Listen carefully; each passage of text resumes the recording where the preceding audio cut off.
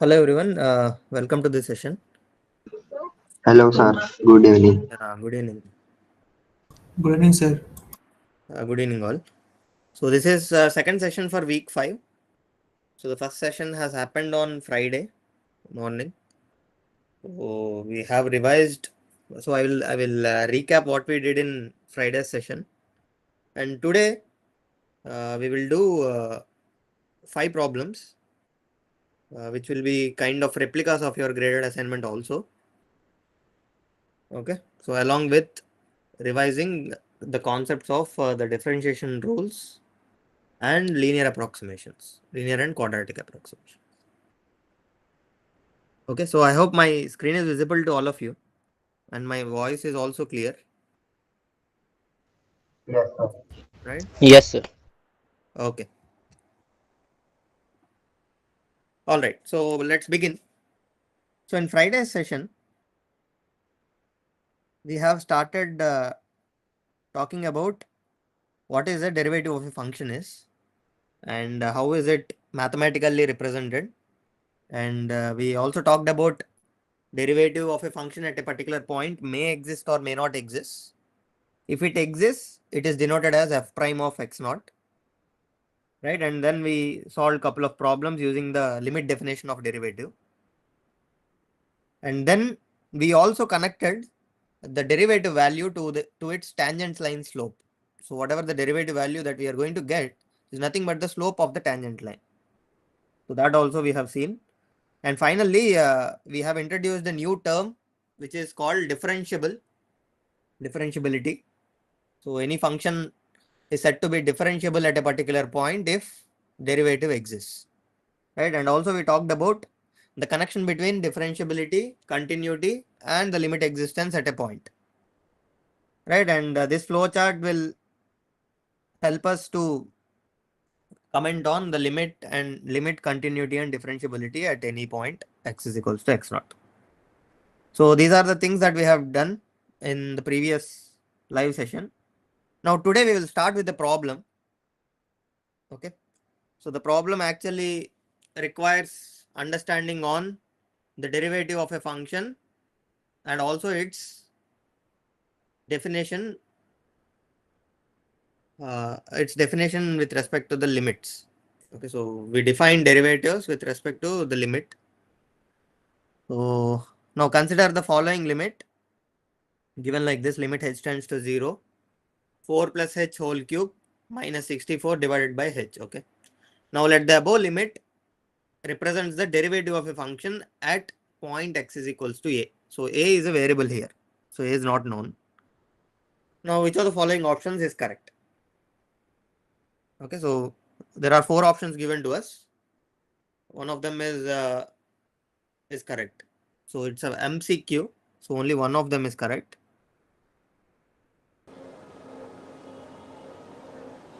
Sir, we have to answer it now, or you are going to conduct a poll? Yeah, I will conduct a poll. So do not type your answers in the chat, okay?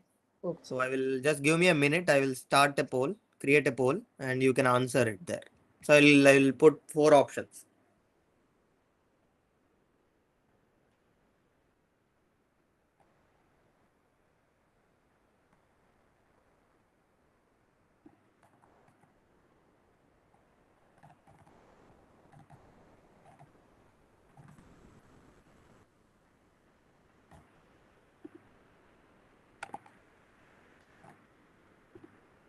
Okay, by then you can start solving.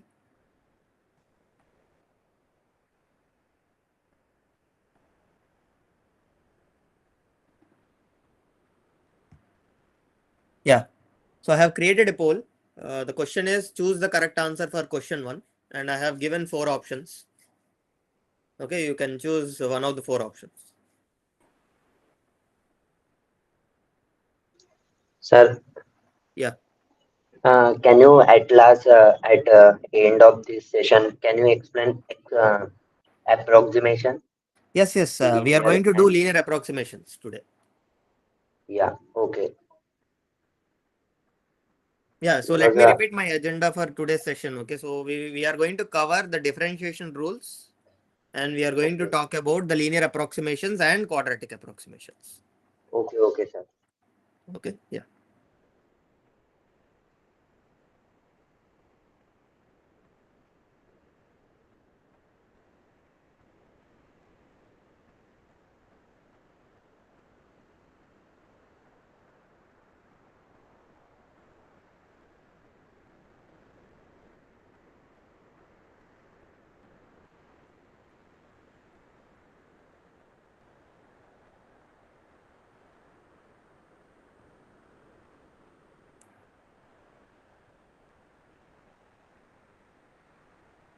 I have created a poll in the Gmeet. Okay, so once you have solved it, answer it via poll. Okay, so there are 4 options given to you in the poll. And how to reach to polls? Click on the activities button and you will see polls, and click on the polls, you will see the poll. Okay, so this poll will be active till 8:10. Okay, so answer it or vote before 8:10. Okay, if you didn't solve, also randomly choose any of the options.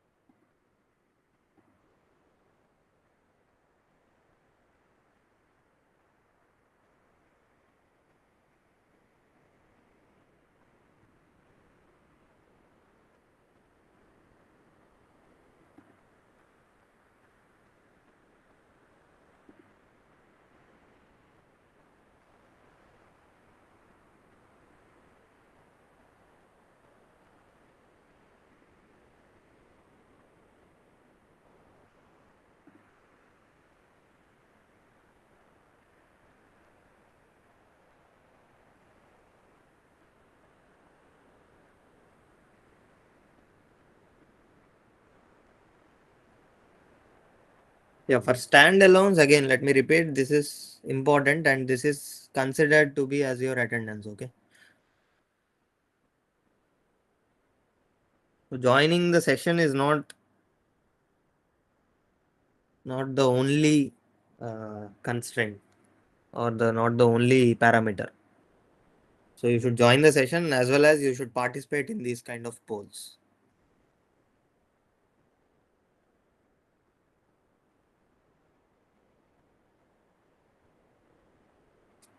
Okay, so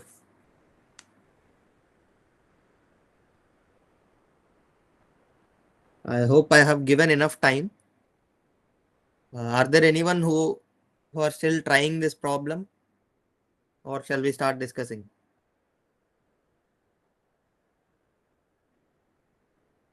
Can I see some hand raisers? People who are still trying this problem. Can you just raise your hands? Okay, one.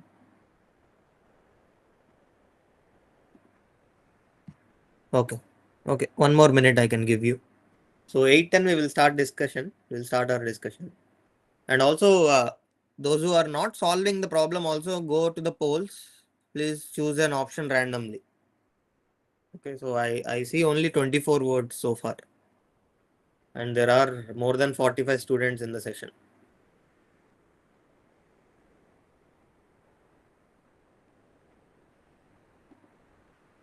Okay, so even if you are not solving the problem, waiting for me to solve it, go to the polls, choose randomly an option.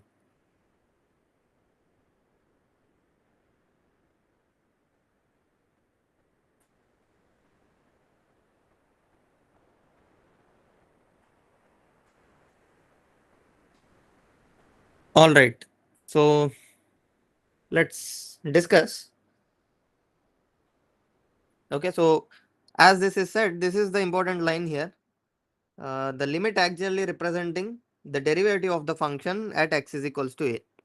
So write how does the derivative of the function at x is equals to a is written in terms of limit. So this is limit h tends to 0 f of a plus h minus f of a divided by h. Correct? So compare it with the known expression. Right? Is this correct? Now you compare this. You compare this with this. If you compare, what will you have? The denominators are h and h. Even the limit is going from h tends to 0. Here also h tends to 0. The only thing you have is 4 plus h whole cube here, and here f of a plus h. So write it down. So f of a plus h is 4 plus h whole cube. And what else you have? F of a, you have it as 64. Right? So now, by looking into these two expressions, can you write what f of x is the challenge, right? So that is the only challenge we have. So if you carefully see, f of a is 64. 64 can be written as 4 cube, right? So now, how is this looking like? F of a is 4 cube. F of a plus h is 4 plus h whole cube. So it's like whatever the input you are giving, right? It is just cubing it. And also when you take a to be 4, it matches, right? So you treat like f of x is x cube. Now everything makes sense. So f of x is x cube. So what should I substitute in place of a so that I'll get 4 cube? So f of 4 is 4 cube. So f of 4 is 4 cube. So f of a is 4 cube. So from there you can imply that a is 4, right? And not only that, once a is 4, once a is 4, everything makes sense. So this is f of a plus h will be f of 4 plus h, and f of 4 plus h should be f of 4 plus h whole cube, right? So by comparisons, we can actually solve this problem. So a should be 4 and f of x is x cube. So the right answer to this particular problem is option C. Any doubt here? Yes, sir.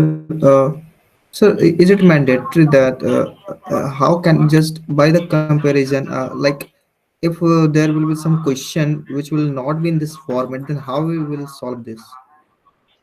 It will be in that form. If it is not in that form, then that will not be the limit representation of the derivative value. Oh, Okay. So if you have a curve and if you are talking at a particular point A, right? So this is point A, and you are talking about the derivative value f prime of A at that particular point. So that is actually with respect to limits, the expression with respect to limits will be like you choose another point A plus h, which is h unit far from it, and you choose the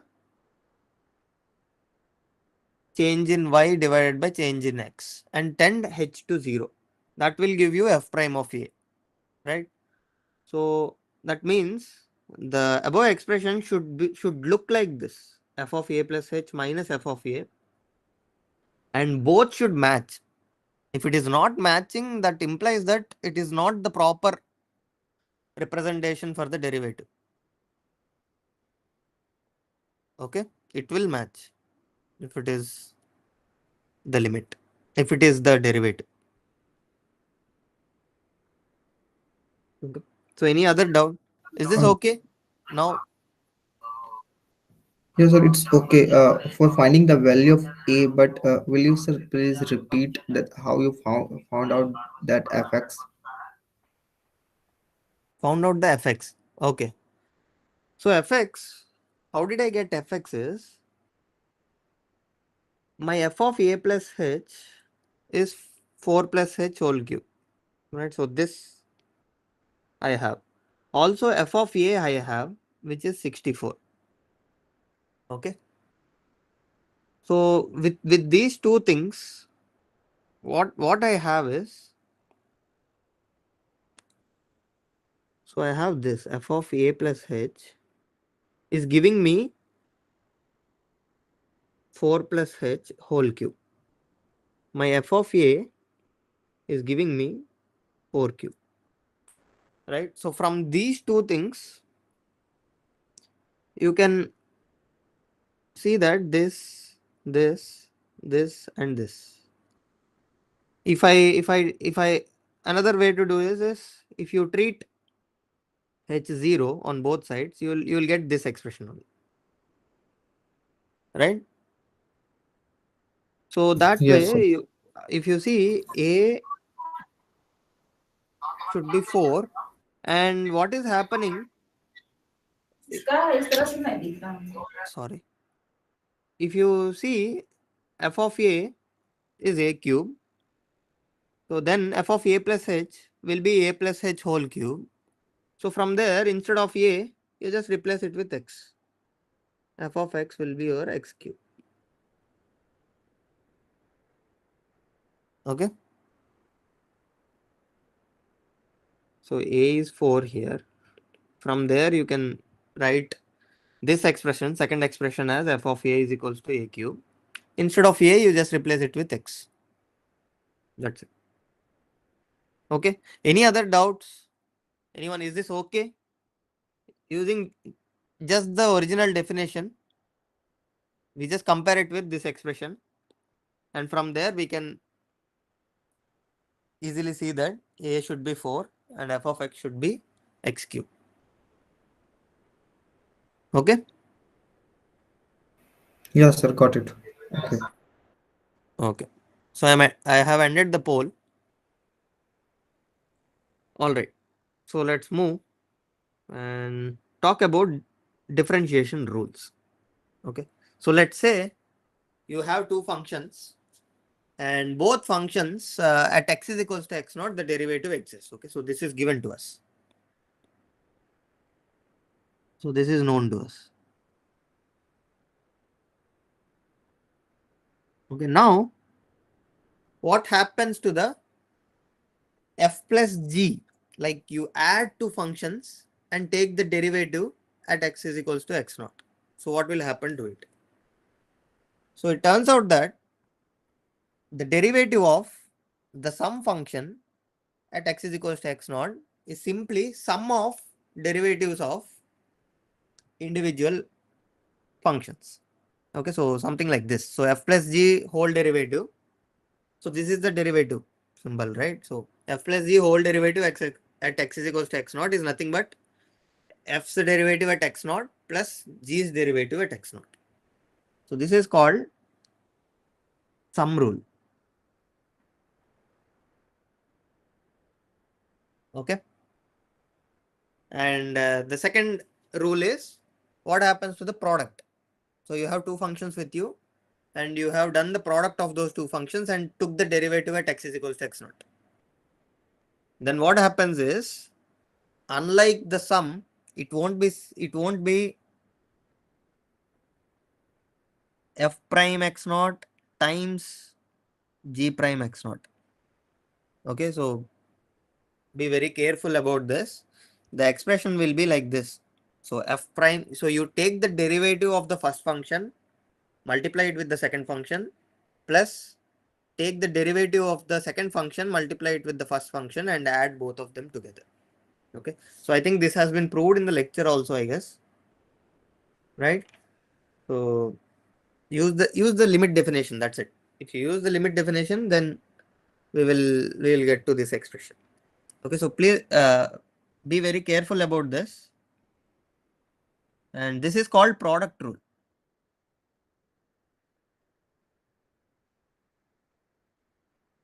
Okay. And the third rule is the quotient rule. Okay. Or division rule.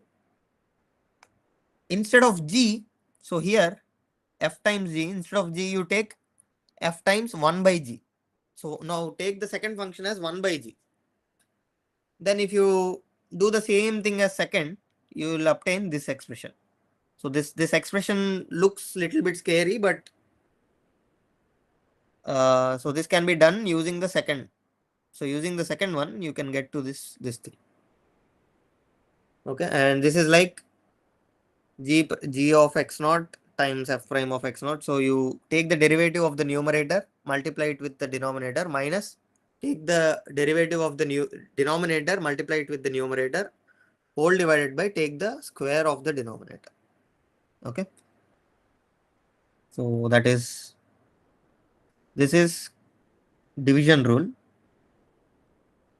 division or quotient.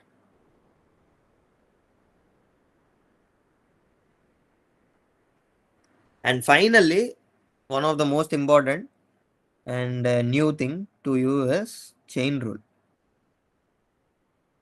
or the composition rule. So composition is different from product. Okay, so this is f times g and this is f of g.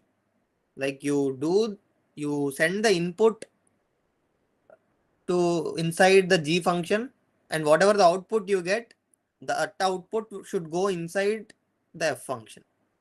Okay, so it's like that. It's not the product, it's actually the composition. So how does the composition derivative look? It's you have to take the derivative of the outside function, keeping everything inside as it is. So f derivative g of x naught multiplied by whatever the inside function's derivative. Okay, it's composition. So if you have three functions, how does it look? So if you are trying to do composition of three functions, so let's say f of g of h of x naughts whole derivative. What do you think the expression will look like? So chain. So remember this name, chain. So it will be like a chain. So you start with the first, keeping everything inside as a variable, and then you go inside and you completely go to the last one. So this is how it is. So if you have some n functions, composition of n functions, so what you do is you start from the first function, outermost function, by keeping everything inside as is. Okay, and then you slowly progress inside. Okay, so it starts like this, and it goes. It's like a chain. Okay, so what about the product rule? So if you have three functions and you are looking at the product f g h derivative at x naught, how does this look? This will also be the same. So you treat gh as some other function. Okay, so you treat it as some function e, not e, d. Okay, so fd, you know, if it is product of two functions, you know how to take the derivative. F prime of x naught times d of x naught plus f of x naught times d prime of x naught. Now f prime of x naught will be like this only. D is gh of x naught plus f of x naught and gh derivative of x naught. So this is f prime of x naught into g of x naught into h of x naught plus f of x naught into, again, you know, this is product of two functions and its derivative.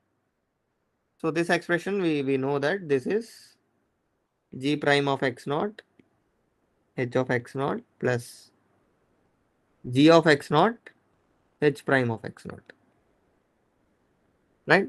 So if you expand everything, what you see is f prime of x naught into g of x naught into h of x naught plus f of x naught into g prime of x naught into h of x naught plus f of x naught into g of x naught into h prime of x naught. You see, again there is a pattern, right? So first expression, in the first expression, you have taken the derivative of the first function and taking the product with the second and the third function as is. In the second expression, you take the derivative of the second function and do the product with first and third function. In the last expression, you take the derivative of the last function and do the product with its first and second functions. Right? So again, if you have n such functions, product f1, f2, f3, fn's derivative at x naught. What will you do? You take the derivative of the first function, f1's derivative at x naught, and you just multiply all other functions as is. Right? And add it with f1 of x naught and take the derivative of f2 of x naught and take the product till fn of x naught. So like this, you will go, and the last term will be f1 of x naught, f2 of x naught, and fn minus 1 of x naught into fn, so into fn prime of x naught. So the last expression will have the derivative taken for the nth function and do the product with the first n minus 1 functions. Okay, so you can extend, that is what I wanted to say. So even the sum also you can extend it to n number of functions. You do n number of functions sum, and that will be equal to the sum of n functions derivatives. Okay, so that's about the differentiation rules. Some common differentiations of some common functions and its differentiations are, so if you have f of x to be a constant for all x, what will be the derivative? So 0. f of x is 0. So at any x naught, f prime of x naught will be 0 for a constant. And if it is a straight line, something like ax plus b. Okay. So f prime of x naught will be for any point x naught, it will be the constant a. So the derivative value will be constant for any point on this straight line. Again, how do you take the derivative? You can, it is like a sum of two functions, right? One is the constant, one is just with x. So this derivative is 0. This derivative is simply a. Therefore, from there you can get f prime of x naught to be a. Okay, so let's solve a problem related to that. Okay. So let's say you have three functions with you. F of x is square root x plus 1, g of x is 1 by x square plus 1, and h of x is x square plus 2. Now a new function is given to you, which is the product of these three functions. What you have to find is, you have to find the derivative of this product at x is equals to 0. Okay, so it takes some time to solve. So I will give time till 8:35. I expect everybody to solve this question.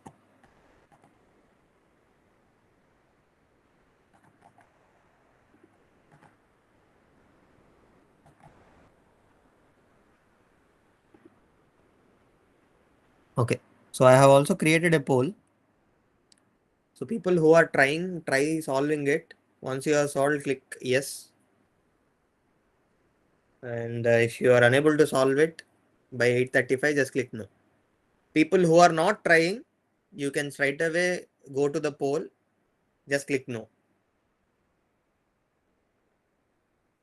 And this poll will be active till 8:35.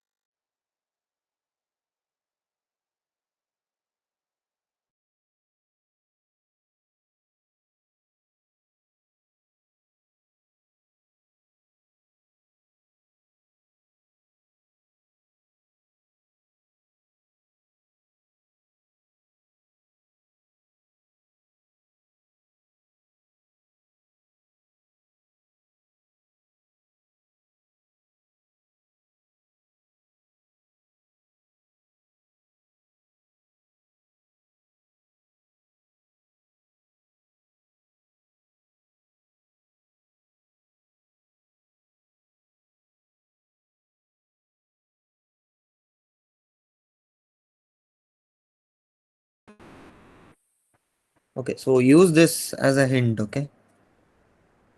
Those who haven't watched the lectures.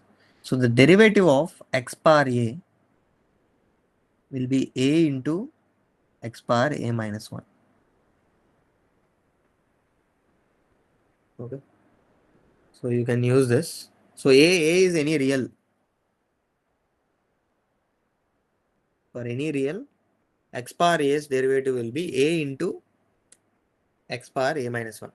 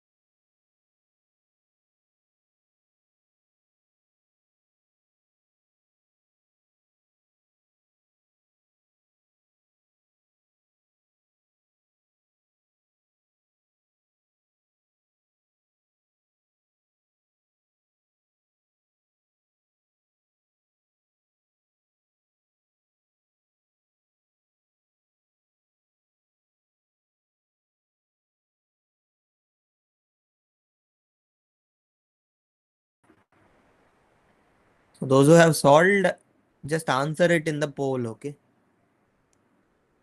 Just click on the activities, click on polls and answer poll 2.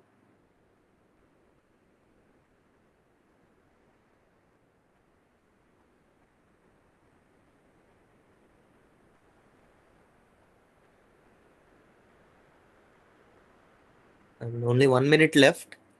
So those who are not trying, just click no. Go and click no.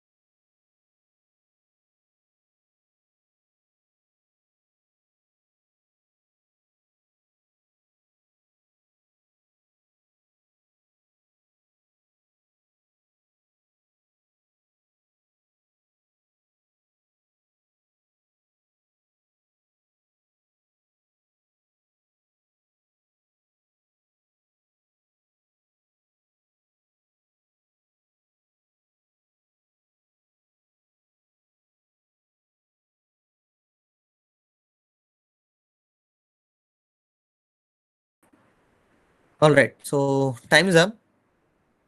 So those who are still trying also just go vote and come back. So I'll end the poll after our discussion. Okay. So this will be treated as your attendance for standalones. Okay. So do not sit idle. Just at least participate in this kind of polls.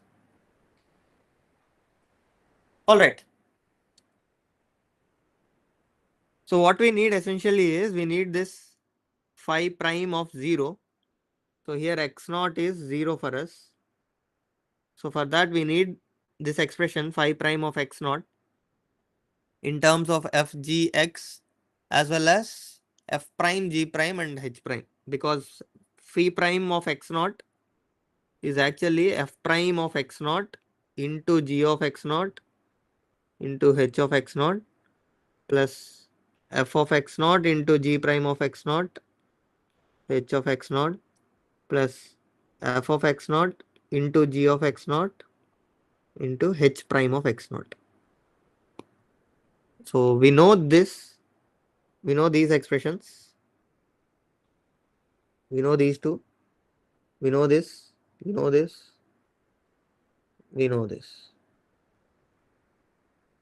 What we don't know is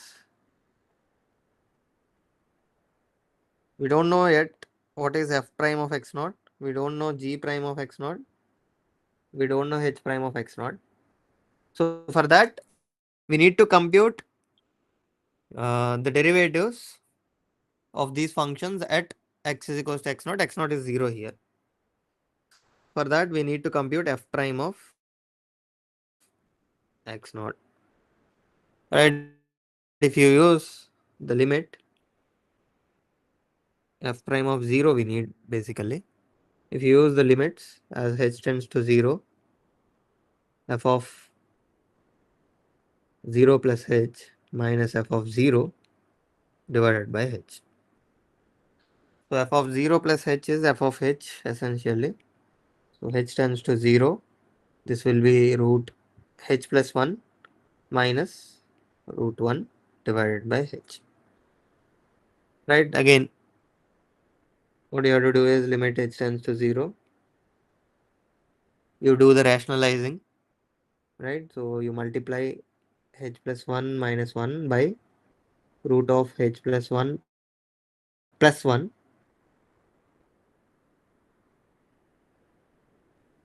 square root of h plus 1 plus 1 divided by h into square root h plus 1 plus 1, right?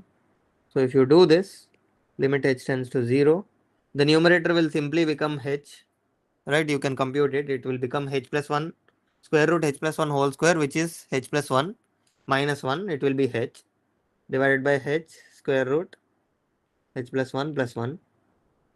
And this will get cancelled. And you will have h tending to 0, 1 by square root h plus 1 plus 1. H is 0. If you substitute, you will have half. Right? So f prime of 0 is half. So we got this value. Similarly, we need to get g prime of 0, which is again, if you use this, 1 by h square plus 1 minus 1 whole divided by h. Okay, so what will happen to this expression? If you just uh, do the simplification, you will have limit h tends to 0, 1 minus h square minus 1 whole divided by h into h square plus 1. And this will get cancelled out. And 1 h will get cancelled out. You will see that limit h tends to 0. We will have minus h divided by h square plus 1. And now if you substitute h is equals to 0, you will have a very good expression and it is 0. So g prime of 0 will be 0. And what about h prime of 0? Use the limit definition. Or you can directly compute this. As I said, if you just take the derivative, use this hint.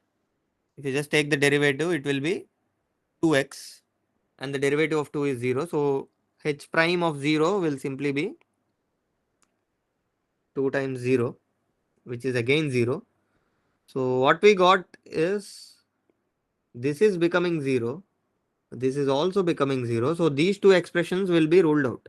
You don't need to compute these two. So both will give you 0. So the only thing left is to evaluate this. So we have f prime of x naught to be half. Right. So this is half. This is half. What is g of 0? So if you compute g of 0, It will be 1. it will be 1. And And what will be h h of of 0? 0 will be 2. H So the of answer 0 will is be 2. 1. Yeah. So finally half into 1 into 2. So the other two terms are zeros. So finally f phi prime of 0 is simply half into 1 into 2, which gives us 1 as the answer. Okay. So any doubts here? So if you are very good at this limit definition of derivative, then you can compute any complex derivatives very easily. Okay. So you don't need to remember the rules or anything. So you just use the definition and you can get. Yes, Sujal. But sir, I solved to using power like n minus one that type, not use the Hmm. limit definition directly. That's fine. So if you know that also, you can do that. So all I wanted to say is, if you got confused with using the rules, if you got if you forgot the formulas of the derivatives, Yeah, yeah, then you can start from basics. yeah, yeah. Okay. Okay, sir. All right. So I got only 36 votes, but there are more than 70 people in the session. I don't know why. So I'm ending the poll now. Maybe 10 seconds I can give you. Just come to the polls and you can randomly click one of the options.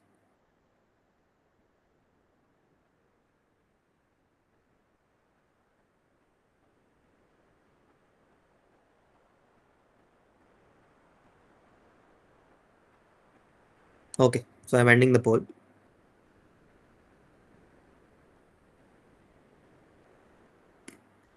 Okay. So the next thing, before we move to the next problem, one important thing we should discuss here, which is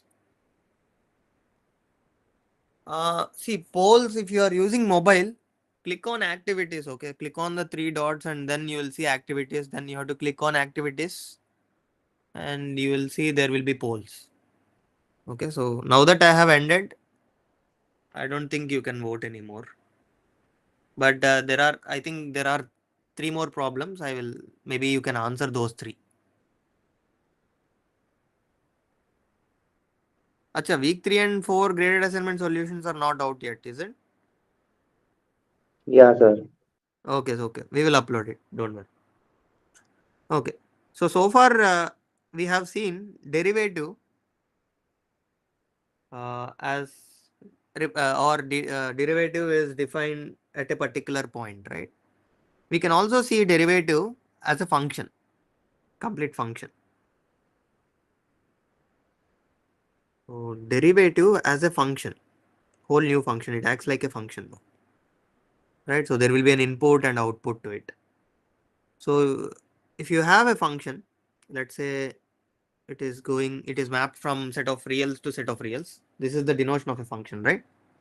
And we also have the derivative defined at a point x is equal at a point x naught, which is limit h tends to 0, f of x naught plus h minus f of x naught divided by h, right? And this is existing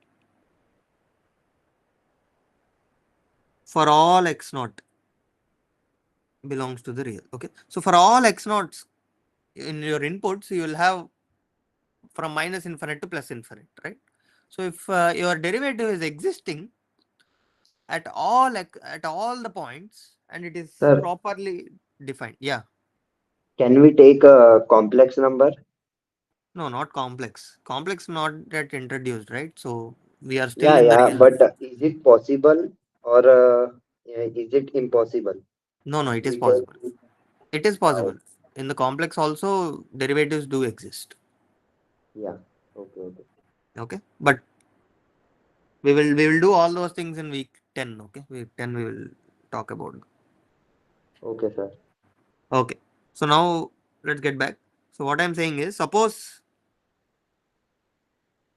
your f prime of x naught is existing for all x naught in your input domain. Then what we can define is we can define a new function f prime, okay, and it goes from set of reals to set of reals, and this is called a derivative function. Okay, so even if sometimes your derivative may not exist for some particular points, okay, and you can just remove those points, and instead of set of reals, let's say you have the derivative values for certain domain. So not all points have this derivative. Any doubt? Okay. So not all points in your input set has derivative. Choose only those points which has derivative and call that all the points, put them as a set and call that set as D. Okay. So then you can define another function f prime of D, f prime, from the set D to the set of reals and call it as a derivative function. Okay. For example, so if you see examples, that will be more clear. So let's say you have a function f of x defined to be 3x square minus 4x. Okay. So this function is defined from minus infinite to plus infinite, right? So it's just a quadratic function. So you can give any input. So from minus infinite to plus infinite, any input can be given to this and you will get an output, different outputs. Now for this function, if I compute the derivative function, what will I get? And if you compute f prime of x naught at a particular point x naught, this will simply be 3x square derivative is 3 times 2x naught. So this is 3 times 2x naught minus 4x derivative will be 4. So this will be 6x naught minus 4. And this x naught can be from again minus infinite to plus infinite. So instead of x naught, you can just replace it with x. So then f prime of x will simply be 6x minus 4. Okay, so now this is a new function. So this is a linear function. Earlier, the function which we have is a quadratic and the derivative function is now a linear function, is a straight line, right? And now if this is a new function, you can take derivative of this function, right? If you take derivative, which is like f prime of x whole derivative, which is denoted as f double prime of x, right? You are doing derivative twice. If you do derivative twice, what will you get? The derivative of 6x is simply 6 and the derivative of 4 is 0. So f double prime of x will be 6. Now what is this? This is a new function again. This is just a constant function, right? So for any x, this is just 6. Now this is a new function. You can take derivative of this function again. So it's like you are taking derivative thrice. So 3 lines like that. And what is the derivative of a constant function? So this is a 0. constant function. This is 0. Right? So this is a constant function. This is a linear function. And this is a quadratic function. Right? So like this, so given a function, even the derivative of that function is actually another function. And if it is another function, you can take multiple derivatives. And these are called higher derivatives. Okay, so this is called the first derivative.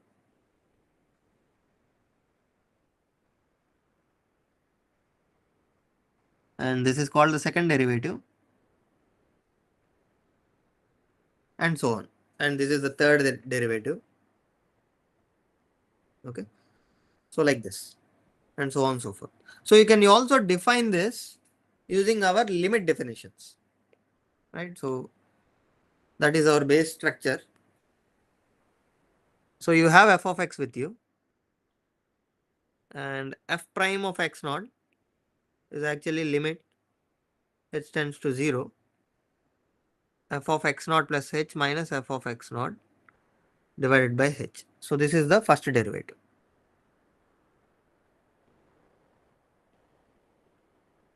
Right. So now I can take derivative on both sides, which is called the second derivative. So this will be f double prime of x naught. On the right hand side, limit h tends to 0. So this will become f prime of x naught plus h minus f prime of x naught divided by h. So we are not taking derivative of h because h is not a function. H is just a variable. Okay. So it's like a constant. So this is the second derivative. And I can take one more derivative. limit h tends to 0. So this will just become double derivative now. X naught plus h minus f double prime of x naught divided by h. This is the third derivative. And I can take multiple derivatives like this and so on. Right? So I can have fn of x naught. Right? It's like n times derivative.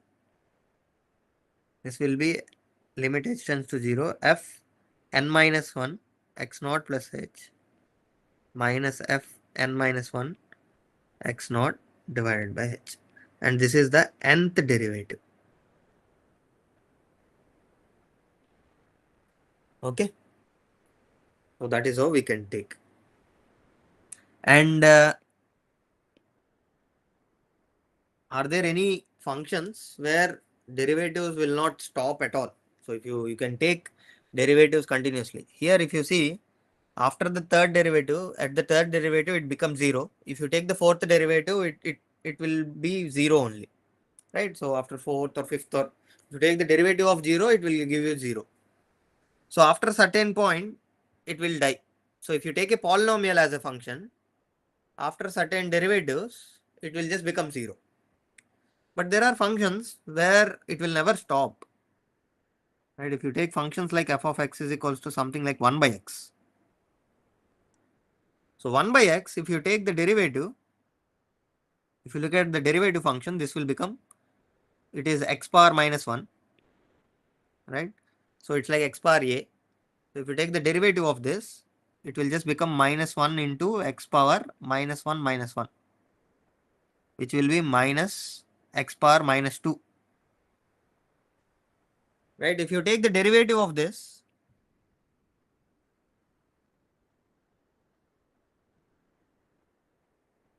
what will you get? F double prime of x, what will it become? So now again minus 1 into x power a again. So it will just become minus 2 into x power minus 2 minus 1.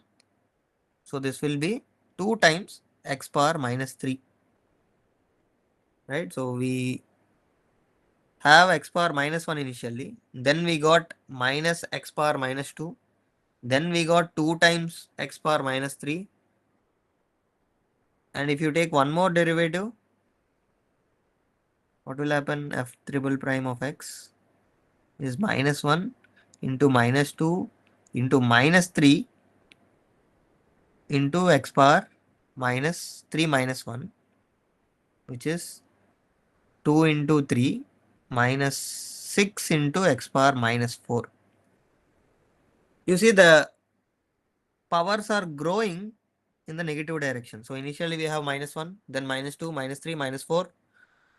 And like this, I can take infinitely many derivatives. Right? So nth derivative will be like minus 1 whole power n into, you will have n factorial into x power n plus 1. Sorry, minus n minus 1. Okay. So it's just like a pattern. So once you understand sequences nicely, you can actually write the nth term very neatly. Okay. So like this, you can write the nth derivative like this. So it will never stop. So n can take any large value. So you'll have a derivative. And again, e power x is a very nice example. So f of x is equals to e power x. So you can take infinitely many derivatives because e power x derivative will be e power x. So that's a nice property of e power x. So if you take the derivative, you'll get e power x only. So you'll get the same expression, which is f of x. So like this, you can take infinitely many, you can directly write the nth derivative expression, which will be e power x only. There is no change. N can be infinite also. Okay, so like this, there are infinitely many functions where if you take derivatives, the expression will grow larger and larger, or it will stay like this. Okay, so these are called higher order derivatives. Okay, so this is also important. And yeah, with that, I think we can solve problem 3. So suppose f of x is square root x plus 1 by x, and f prime of x is the derivative of f of x. Okay. So note that x is greater than 0. Okay. So that is where we are talking, because square root of x is there and our function is defined. It will be defined, or it will give a real output only when x is greater than 0. Now what you have to find is find the value of limit h tends to 0 f prime of 4 plus h minus f prime of 4 divided by h. Right. So there are two ways. One is hard way, where you can compute f prime of x and then substitute 4 plus h once and 4 once and put it in this and then compute the limit. But if you carefully observe this expression, you can write this expression very simply, nicely. There is a nice expression to it. Okay, so I will create a poll and you can answer there.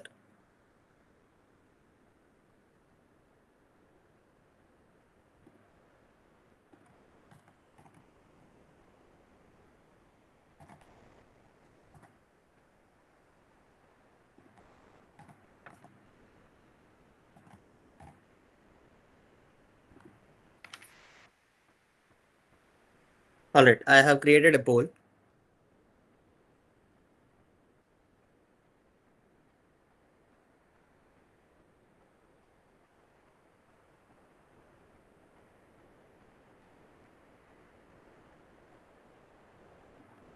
So just use whatever we discussed so far. Okay, so we have discussed something, right? Like writing the derivatives in the limit expressions and all.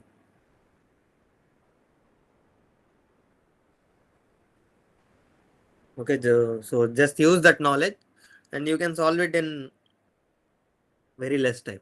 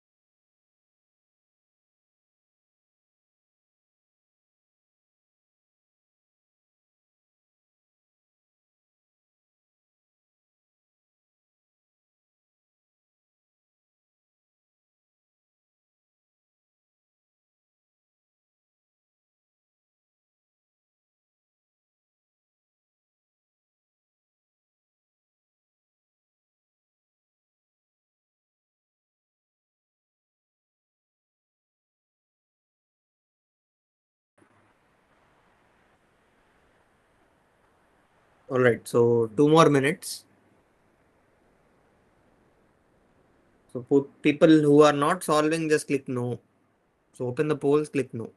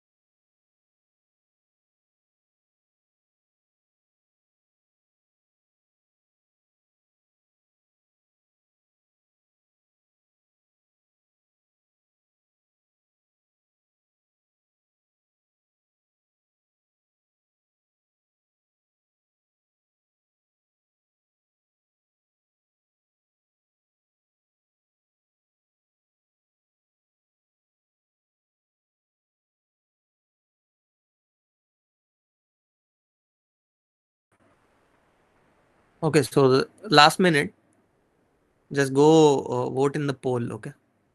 So,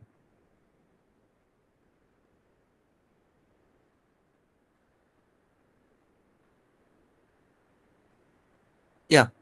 Okay. Let's discuss the problem. So by the end of the problem, I will end the poll also. So go and vote. So what is this expression basically? What will this be? F dash of 4. F dash of 4 or F double prime of 4?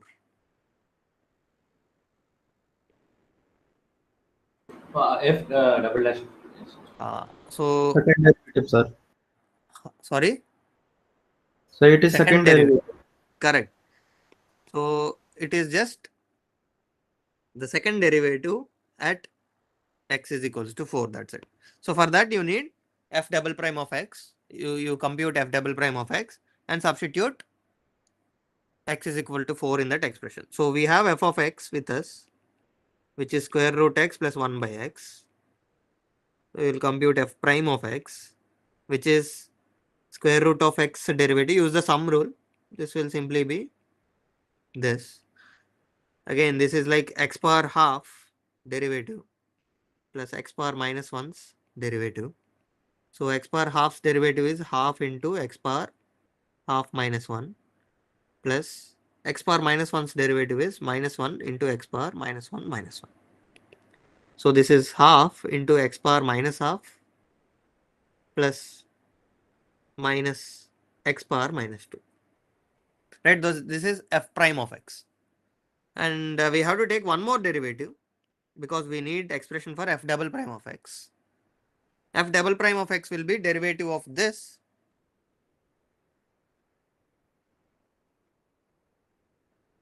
f double prime of x will be derivative of this, which is half into x power minus half whole derivative minus x power minus 2's derivative.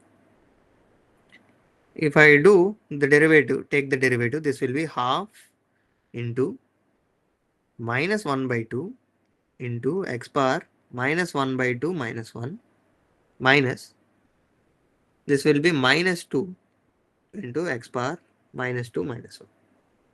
Correct? So this will, if you simplify, minus 1 by 4 into x power minus 3 by 2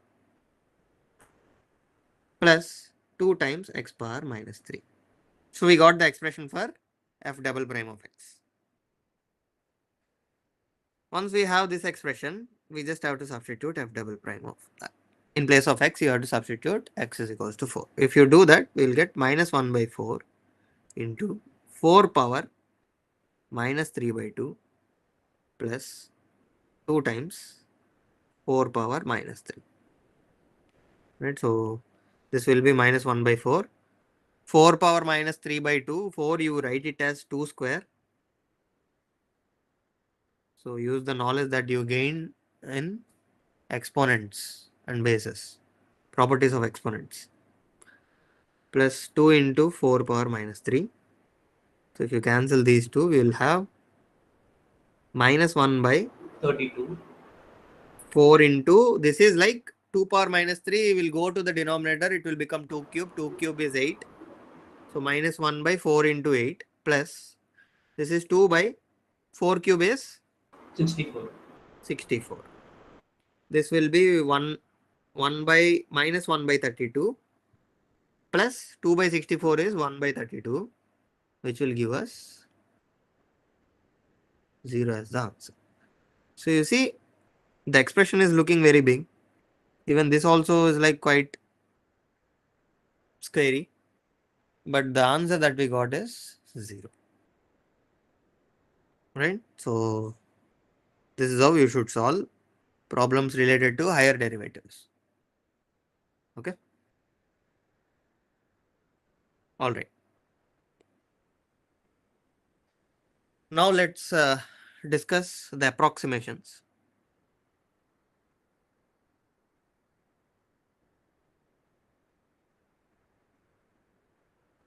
Okay. So the word approximation itself says that We are not trying to find the exact value. We are trying to approximate something. What are we going to approximate is the function. So we are going to approximate a function because sometimes the function f of x may look like this only, root x plus 1 by x, okay, which is very hard to interpret, right? But at x is equals to 1, you know the function value, right? So what is the function value at x is equals to 1? It is very easy. F of 1 is simply root 1 plus 1 by 1, which is 2. But what about f of 1.01? A little difficult. Now that we have calculators, we can compute. But imagine that you don't have calculators. So you have to compute this value exactly, accurately. It will take some time, right? If you want to compute 0.01,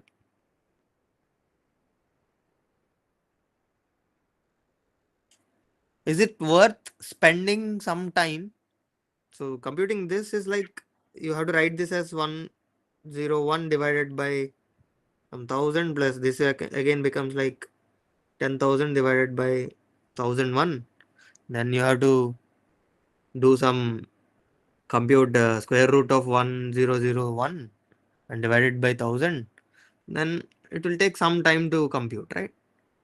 But is it worth computing the exact value, or can we approximate this value and say that this is simply something, it will be greater than 1 or less than 1? That also, greater than 2 or less than 2, that also we should decide, right? You can approximately equate it to 2.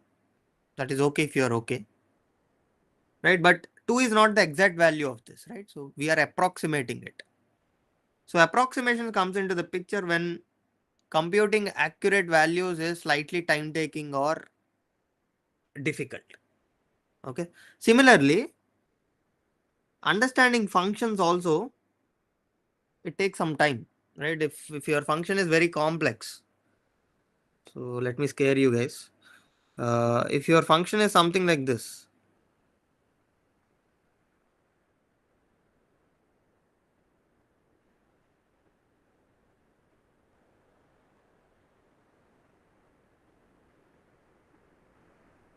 something like this, it's very hard to interpret what's happening here, right? But you can compute f of 0 very easily, right? If you compute f of 0, let's say it is 4. If you compute f of 0, it will simply be 1 plus 2 minus 1. It will just simply be 2. This is very easy to compute. Whereas f of 0.5 takes some time, right? F of 0.1 takes some time to compute. But what if I say, instead of considering this function, okay, instead of considering this big function, what if I approximate? Now we are not approximating a value or something, some value, okay? So we are approximating a function and write another function or give another function L of x, okay? Some expression, some simple expression, and say that f of x is approximately L of x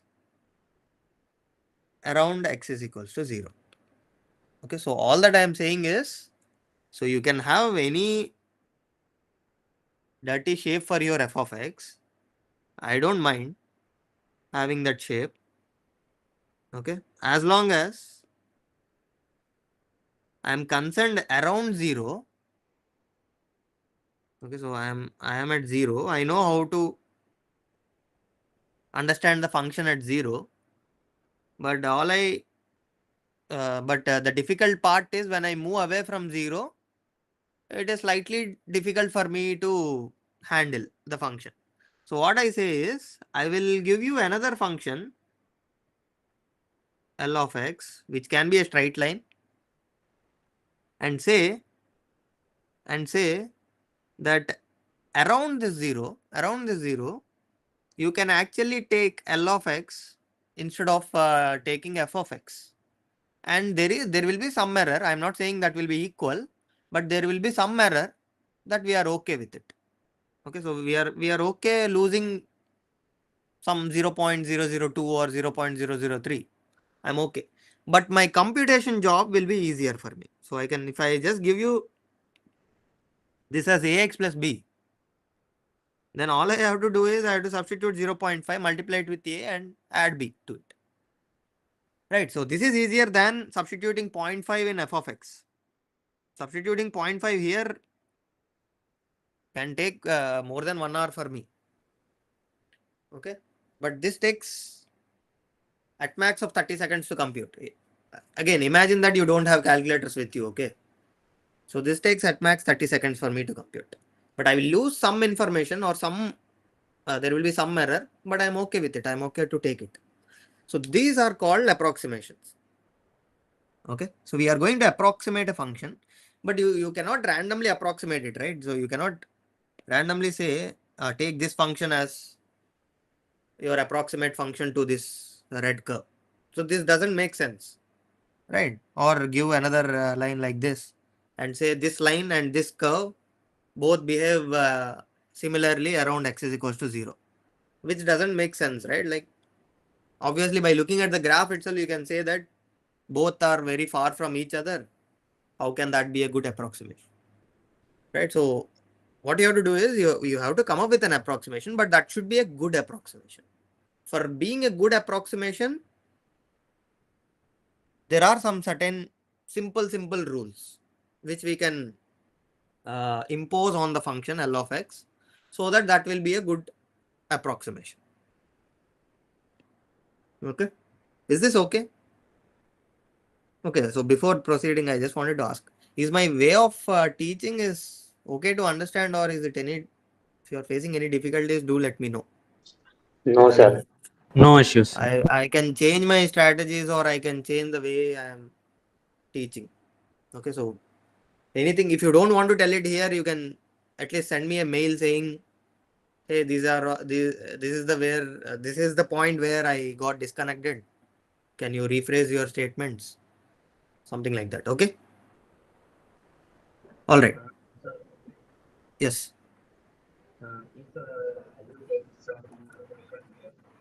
Sorry, Sujal. Can you? I am unable to understand you. Can you? Can you take more question sessions in this session? Then better for everyone. Hindi session. No, no, no. Questions. Questions. Okay. Yeah. Okay. Okay. So instead of theory, you are asking me to take more problems and then try Yeah, to yeah, stick around. Okay. Okay. I will yeah. take that as a suggestion. I will do that. Okay.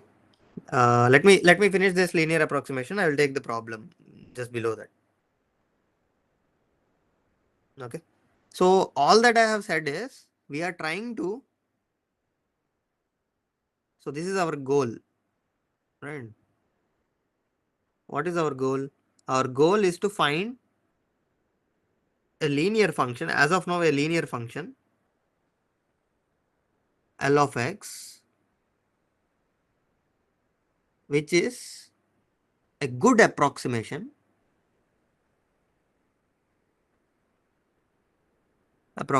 for f of x, but you cannot find a good approximation, a good linear approximation for all the values of x. It should be found at, you can only find around a certain point, x is equals to x naught. Okay, at a point x is equals to a or x is equals to x naught, whatever. Okay, so let's say a. So this is our goal. So we have to find a linear function. Linear function, I hope most of you know how that expression looks like, which is a good approximation. Okay, so graphically, let's understand it intuitively. So you have a function like this, and let's say this is point A. Okay, So we are at point A, and point A is easy to compute. Let's say f of A is easily computable. Now what we need is, we are trying to get a straight line, okay, which is approximately equal to that function f of x around x is equals to A. So I will draw a few lines. Tell me which line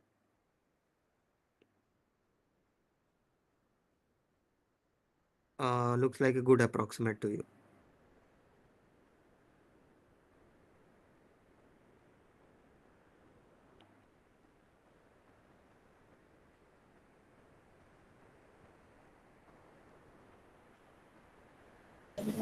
Sir, approximate to A.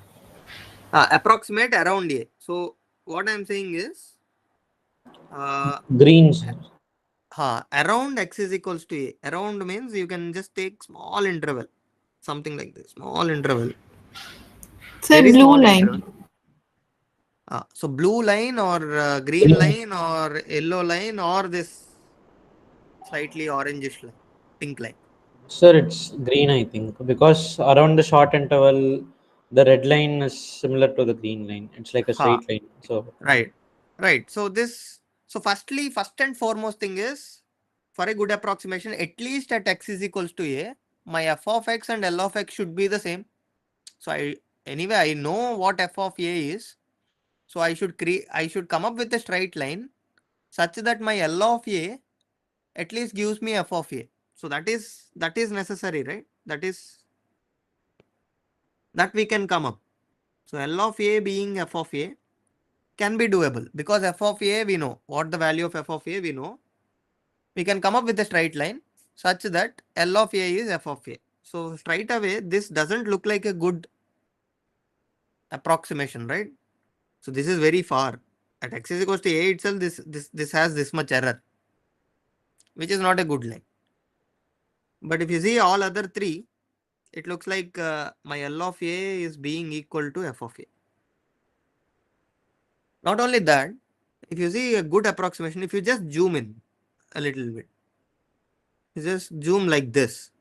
So this orange line, if you see, it is passing through that point A comma f of A. But the very next point, if you see, our red curve is moving in this direction, whereas the orange curve is moving in this direction. Right? Both have two different directions. Right? Even the blue also moving in this direction, whereas red is moving in this direction. Right side. I'm talking about the right. But if you see your green line is moving in this direction, and red is also moving almost the similar direction, in the same similar direction. If you zoom further in, you will observe that whatever the green lines direction is determined by slope, if you all know. So the slope of the green line and the slope of the red line at point x is equals to A, if it is the same, then that would be a good approximation, right? Or the direction of the line and the direction of the curve, they should also be very close to each other. That will make a line a good approximation, right? So that means what we need more to L of A being f of A, along with this, if you can come up with the line such that your L prime of A is f prime of A. Okay. So the derivative of the linear function at x is equals to A and the derivative of f of x at x is equals to A, if those two are equal, then that would be better than any other line where L1 prime of A, any other line which is like this. Which one is better? This is more better, right? At x is equals to A, I have the function value, the same function value, and left and right of it will be the directions in which my curve is also moving, right? So those curves can be determined by the tangent lines.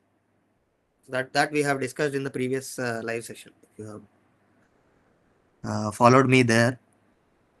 So all that we want is a tangent line, and the tangent line at the point x is equals to a will be the best approximation. Okay, so let me write it.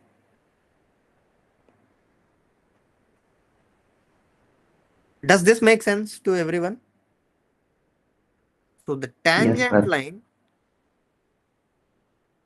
at x is equals to a is the best linear approximation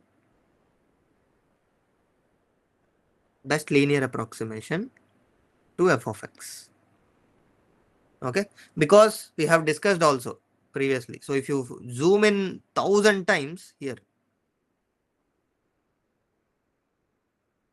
if you zoom in 1000 times inside, this blue line and red curve will be on top of each other, and that is what the best approximation that I can give.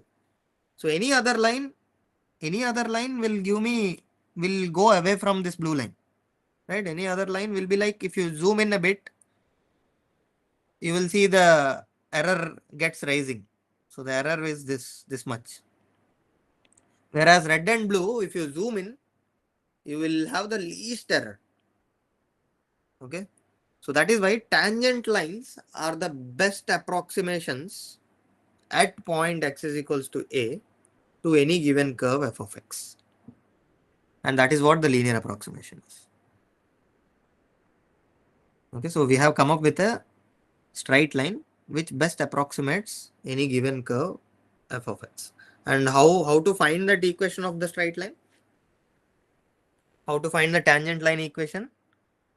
So using these two conditions. So our L of a should be f of a and L prime of a should be f prime of a. And also we know from the definition of limits, so we have this, right? So f prime of x is limit h tends to 0, f of x plus h minus f of x, or this x is coming towards x naught, f of x minus f of x naught divided by x minus x naught. So we have this, right? So any point, okay, so here we are talking about a, at a point a. So any point close to a, so if x is close to a, okay, very close to a, then we can say f prime of x is approximately equal to f of x minus f of a divided by x minus a. Okay, so because at x is equals to a, this is actually equals to f prime of x, and as x is very close to a, it will also have the same, almost the same value. Almost the same value is represented like this, approximately having the same value. Now if I simplify this, I will have f of x is approximately, so this x minus a gets multiplied here, and if you bring that f of a to this side, you will have this. So our f of x can be approximately equal to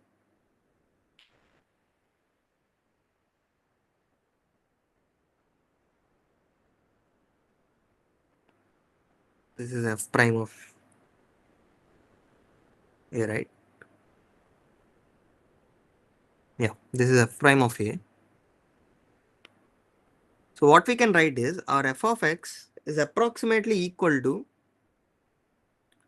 x minus a times f prime of a plus f of a, and it turns out that this is like a straight line now. Straight line, the only variable is x and all others are just the constants, and this is L of x. If you think this as L of x, the linear approximation can be written like this: x minus a into f prime of a plus f of a The only thing is x is very close to the point A. So this is the best approximation only near x is equals to A. And if you move away from A, this will not be the best approximation. And if you cross check the conditions, is L of A being equals to f of A or not? So if you substitute x is equals to A again, what will you get? A minus A is 0. So this will vanish and you will have f of A. And not only that, if you compute L prime of x, so L prime of x is simply f prime of A. So if you simplify this, you will see that x times f prime of A minus A times f prime of A plus f of A. Right? So this is independent of x. So if you compute the derivative of L of x, so this term will go 0 and derivative of x times f prime of A will be f prime of A.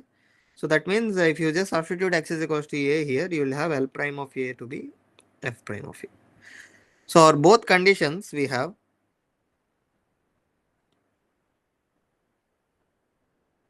satisfied.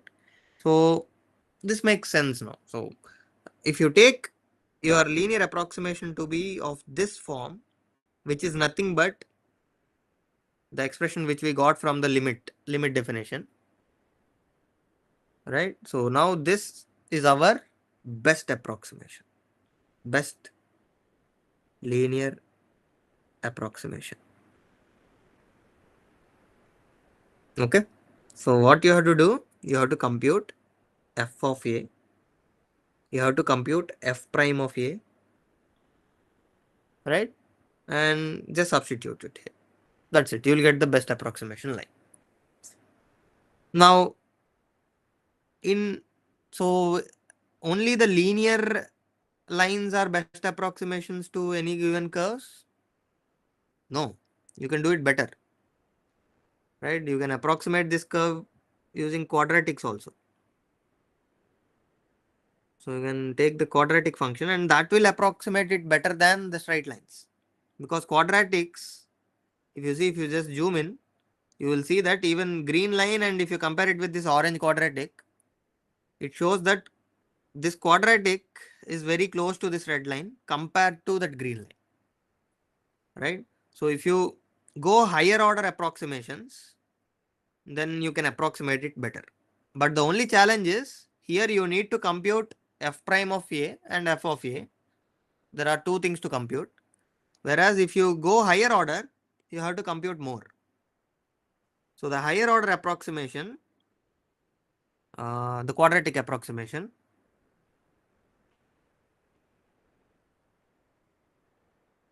again, approximations are the same. So we are trying to approximate f of x, that's it. Quadratic approximation will have more terms and it will have it will be very close to f of x compared to the linear approximations.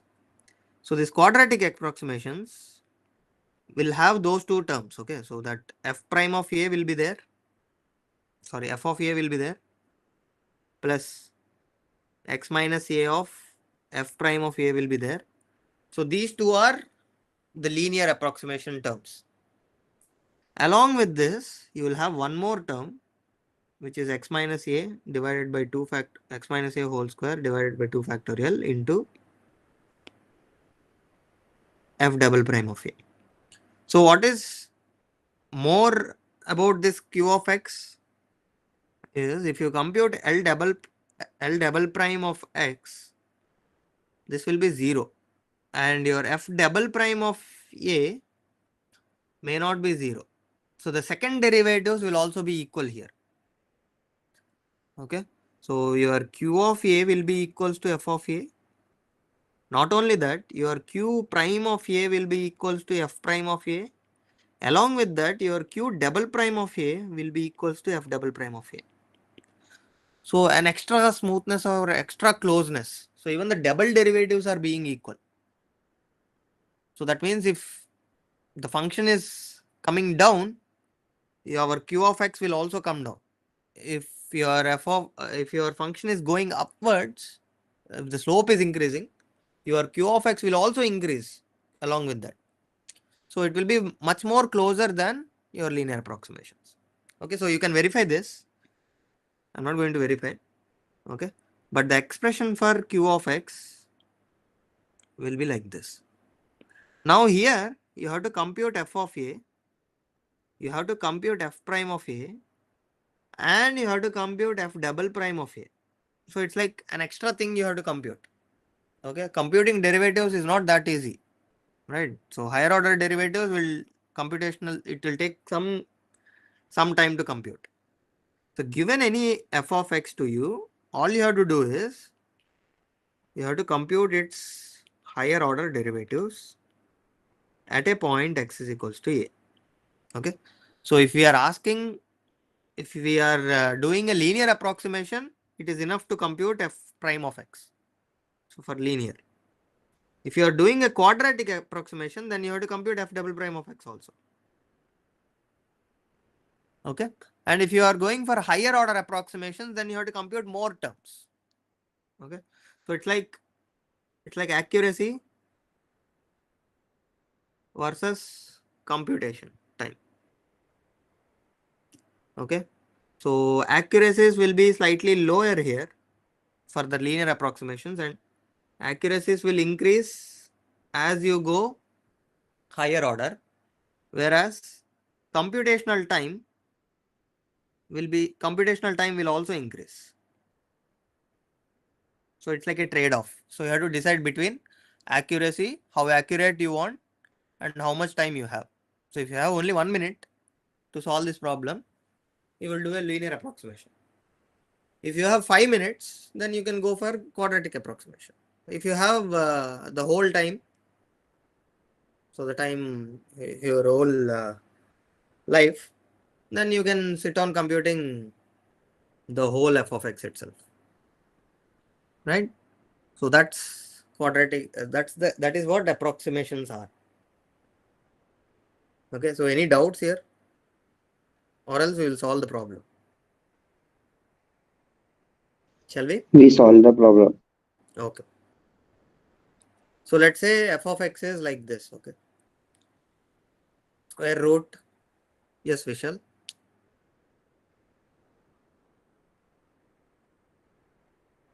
Okay. So let's say f of x is like this.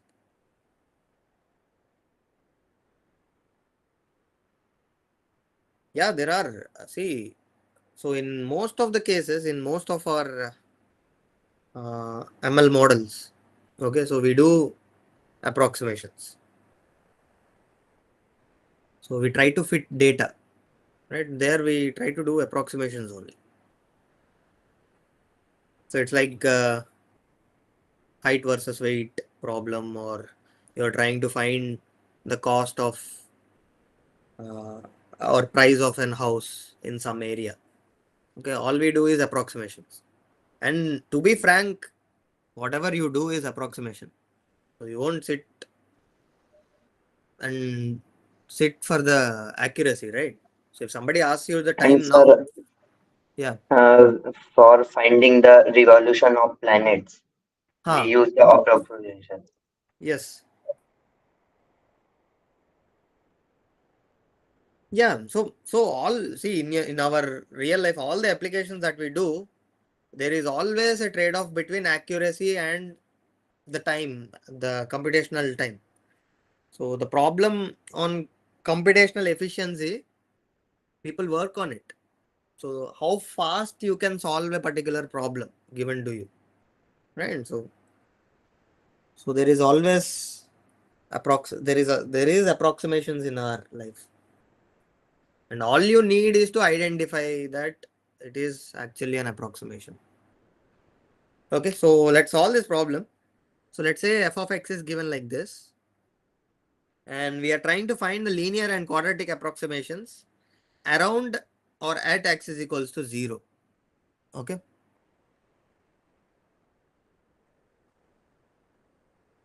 So which is not easy. Even at x is equals to 0, if you try to compute, it is not going to be easy thing. But at least we can compute f of at x is equals to 0. Right. So take some time. If you just understood the expressions, just use the expressions. Okay. So I have recapped it, right? All you need is f of a, f prime of a, f double prime of a for quadratic. Just substitute in the formulas. You will get. Okay. So I will create a poll now.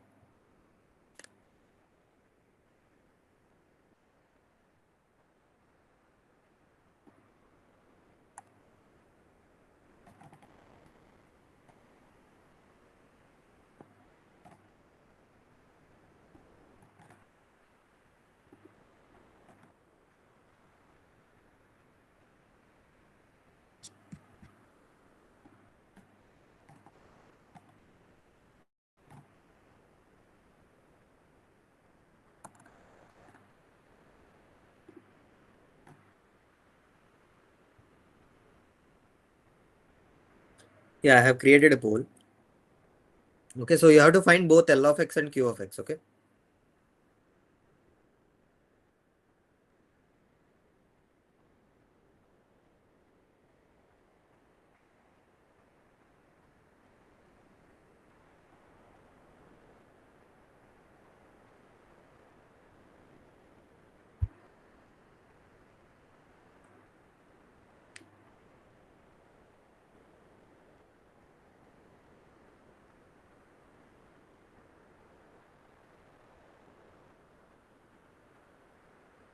Okay, maybe at 9:45, I think it's a good time to discuss.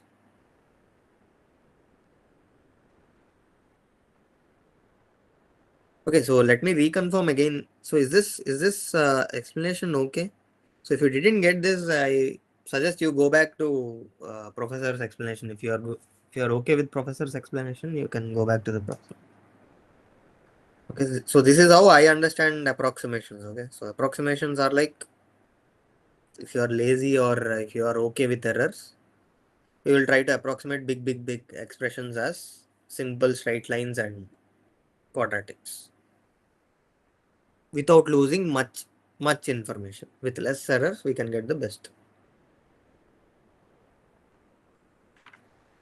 Okay. And with respect to problem solving, you don't need all these things. All you need is if you remember the formulas, you can just substitute the formulas.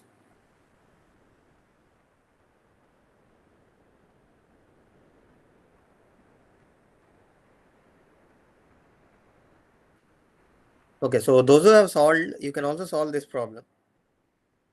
Just it just asks you to compute the absolute difference between Q of 0.2 and L of 0.2. So you would have got L of x and Q of x. What you have to do is you just have to substitute x is equals to 0.2 in both the expressions and take the absolute difference. Okay, so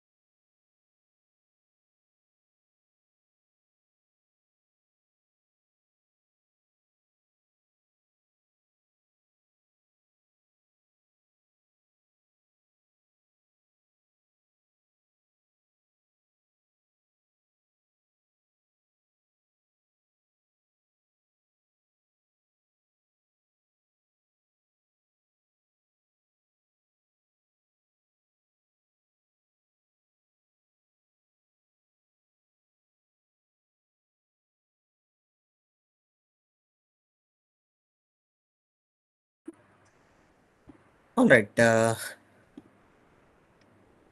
Let's solve this.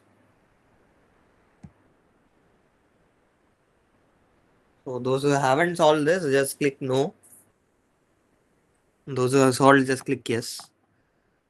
So we are interested to find the linear approximation of this function f of x, right, around x is equals to 0. So you have to be, the first and foremost thing is you have to see where we are asking for the approximations. So we are asking at x is equals to 0, around x is equals to 0.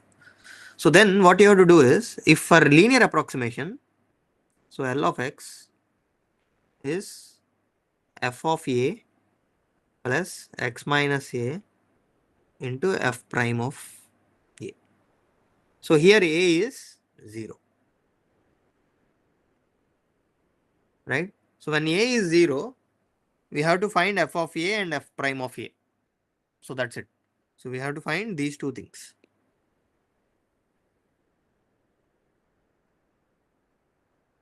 F of a is more or less can be computable easily because f of x we have. So if I just substitute x is equals to 0, f of 0 is square root 1 minus 0 by 2 plus 0 whole cube. So 0 by something is 0. So square root 1 minus 1 cube will be 1. So f of 0 is 1. The only tricky part is computing f prime of this function. So the derivative of this function. So if I simplify this further, so f of x, I can write it as, you can do 2 plus x multiplied by 1 minus x and all. So we'll have 2 by 2 plus x whole cube, right? And this, if you further simplify this, you will have square root 2 cube in the numerator divided by square root 2 plus x whole cube. Right, all I need it is to take the derivative of this. So this is like a constant, it will stay like that. So if I take f prime of x, if I look at f prime of x,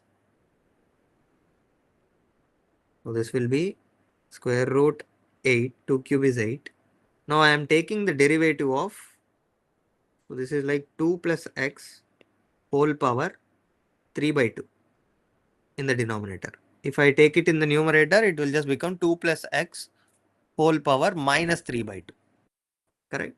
So it's now this is like a composition of two functions. One is 2 plus x and another one is x power minus 3 by 2. So you can use the composition rule and compute its derivative.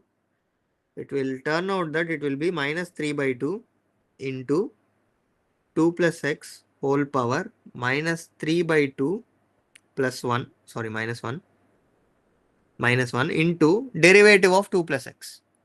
Derivative of 2 plus x will be 1 only. So it will just multiply it with 1. Right? I hope this is clear to all of you. How do you compute f prime of x? Yes? No? Is there anyone who is not able to understand this part? Okay. So now I just have to simplify this further. So I have f prime of x to be square root of 8 into minus 3 by 2 into 2 plus x whole power minus 5 by 2. Right? Once I have f prime of x, I can compute f prime of 0. I just have to substitute 0. So this will be square root 8 minus 3 by 2 into 0, which is 2 power minus 5 by 2. Now 2 power minus 5 by 2 we know. We can further simplify this as square root 8 and something in the denominators will be 2 times 2 power 5 by 2. 2 power 5 by 2 is 2 square into, so you can write it like this, no? 2 power 5. 2 power 5 is 32. So square root 32. Now you can further simplify this, minus 3 by 2. 8 by 32. So 1 by 4. Square root of 1 by 4 is 1 by 2. Therefore, this will be minus 3 by 4. F prime of 0 is minus 3 by 4. F of 0 is 1. if I just substitute it here, I will just get L of x to be f of 0 is 1. So 1 plus x minus a is 0 here, into minus 3 by 4. F prime of 0 is minus 3 by 4. So if I simplify this, I will have 1 minus 3x by 4. So this is L of x. Now you compare this L of x with f of x. What you have? F of x has something like square root, and within it there is cube, and within that side there is 1 minus x by 2 plus x. So something which is not nice, right? But if you see this L of x, it is just simply 1 minus 3x by 4. So what we are saying is this is nothing but approximately f of x, which is this big expression 1 by 1 minus square root 1 minus 2 by 2 plus x whole cube. And this we are saying this is approximately equals to this around x is equals to 0. Now what that means is L of 0.1 or something is approximately f of 0.1. So you don't have to substitute 0.1 here. Rather you substitute 0.1 here, which is very easy to compute. 1 minus 3 into 0.1 is 0.3, 0.3 divided by 4. Right?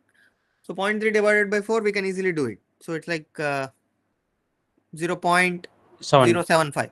0.07. 0.075. 1 minus 0.075 will simply be 0.925. So you can do it in brain. You don't have to write. But here, if you have to compute f of 0.1, 1 minus 2 by 2.1 whole cube. So this takes some time to compute. So this is where the linear approximations will help. So if you compute this, you will see that this will be very close to, so you can use calculators and see, this will be very close to 0.925. Okay. So it may be slightly greater than 0.925, but greater than or lesser than, you can do that. But you don't need that much amount of time to be spent and compute f of 0.1. You can simply get L of 0.1. Okay. So this is L of 0.1. Similarly, you can compute, L of x. Right. This is L of x. We can also compute Q of x.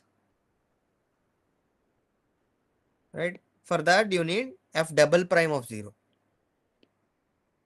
Right? More computation. So take this expression.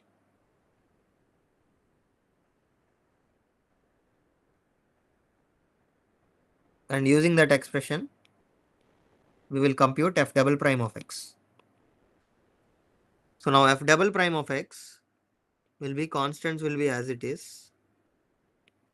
Okay, so the derivative will only be applied here. Again, this is the composition of two functions. If you take the derivative, you will get minus 5 by 2 minus 1 into, again, derivative of 2 plus x will be 1. So this will be square root 8, 15 by 4 into 2 plus x whole power minus 7 by 2. Now again, you have to compute the derivative, double derivative at x is equals to 0. Now f double prime of 0 will be square root 8 into 15 by 4 into 2 power minus 7 by 2. Again, 2 power minus 7 by 2. If you know what 2 power 7 is, just substitute. If you don't know, what you can do is, you can write this as minus 6 by 2 into 2 power minus half. Right? Use the powers of exponent. Then this is 2 power minus 3 simply. 2 power minus 3 is 1 by 8. So you can write it like this. So square root 8 into 15 by 4 into 1 by 8 into 2 power minus half is 1 by root 2. So this and this you can cancel out and you will have, so square root 8 is 2 root 2. So you will have 2. Again, this and this you can cancel. You will have 15 by 16 as f double prime of 0. Okay. So once you have f double prime of 0, q of x is very easy to write. So what is q of x? F of 0 plus x minus 0 into f prime of 0 plus x minus 0 whole square divided by 2 into f double prime of 0. That's it. We know f of 0 is 1 plus x into f prime of 0 is minus 3 by 4 plus x square by 2 into f double prime of 0 is 15 by 16. Right? You can write it as 1 minus 3x by 4 plus 15 by 32 into x square. So this will approximate it better. This approximation is better than your L of x. Now this also you can compute q of 0.1. Very easy, right? Like at least slightly easier compared to f of 0.1. So again, this will be 0.925, the first two expressions. And then the other expression is 15 by 32 into 0.1 whole square, which will be 0.01. Okay. So you can simplify it and see. You can simplify it and compute it basically. This will be much more better approximation, much more closer to f of 0.1 compared to L of 0.1. Right. So L of on the number line, you can see like if your f of 0.1 is here, your q of 0.1 will be here and your L of 0.1 can be here. So slightly slightly more error compared to q of x. If you do cubic approximation, then this will further go near to f of 0.1. Okay.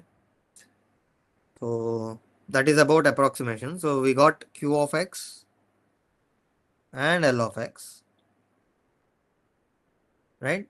And once you have q of x and L of x, all you need to do is substitute 0.2 here, substitute 0.2 in the above and take the difference. So even from the expressions itself, if you compute q of x minus L of x, you will see that the expression will give you 15 by 32 x square, right? Because this is what L of x is. The first two terms is L of x. So q of x minus L of x is nothing but the extra term. So the absolute difference will be 15 by 32 into 0.2 whole square. So this is simply 15 by 32 into 0.2 is 2 by 10. So 2 square is 4 by 10 square, which is 100. Right. So this is 15 by 800. So 15 by 8 is approximately again. So we use this term very frequently, right? So 15 by 8 is approximately 2. But approximations on top of approximations will lead you more error. Right. So 15 by 8 you can compute. Right. What will be 15 by 8? 1.70, which is 1 point. Sorry. 1.865. So 1.865. 75, sir. 1.875. 1.875. Okay. Okay. 1.875 divided by 100. So this will be 0.01875. So the error is that small. Okay. But the computation, it took us more time, right? So if you're okay with losing out that 0.01875, then do linear approximation. But if you want more accuracy, you do quadratic approximation. Sir, but this 0.01875 error is for the input value of 0.2. Yes, 0.2, correct. So if we have an increased value, then the error will be even much bigger. Even much bigger, correct. Okay, So if you try to get that 1, remember that both the approximations are done around 0. So if you are moving far from 0, so these two slowly start becoming not the best approximations. Okay, so the approximations itself will be become bad and bad. So you will have more error coming into the picture. Okay. So I think these are the things I wanted to cover, and I'm done from my side. Any doubts in these approximations or anything that we have discussed? Okay. So I need one more thing from you guys. So what do you want on Tuesday session? Do you want week 5, one more session on week 5, or you want more revision sessions for quiz 1? Sir, revision sessions for quiz 1. Yes, sir. Okay. Yes, the same here. Revision sessions for the qualifier would be better for us. Okay, so let me do a final poll. Can you Yes, all sir. put the poll? Can you all vote in the poll? What session do you want on next Tuesday? Sir, at least two revision session.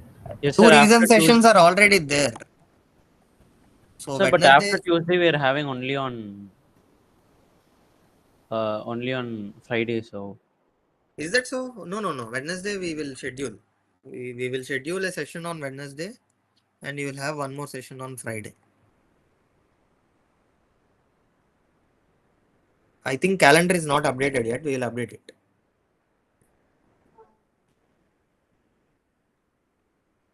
Okay. So I have put a poll, final poll, and this will not be considered okay for your attendance. This is this is just to know what do you guys want.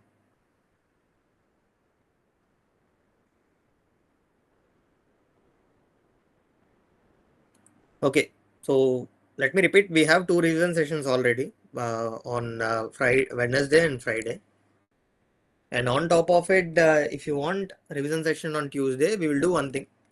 Tuesday and Wednesday we will do revision sessions, and on Friday we will try to solve PYQ problems. Okay, so previous year questions. Yes, sir.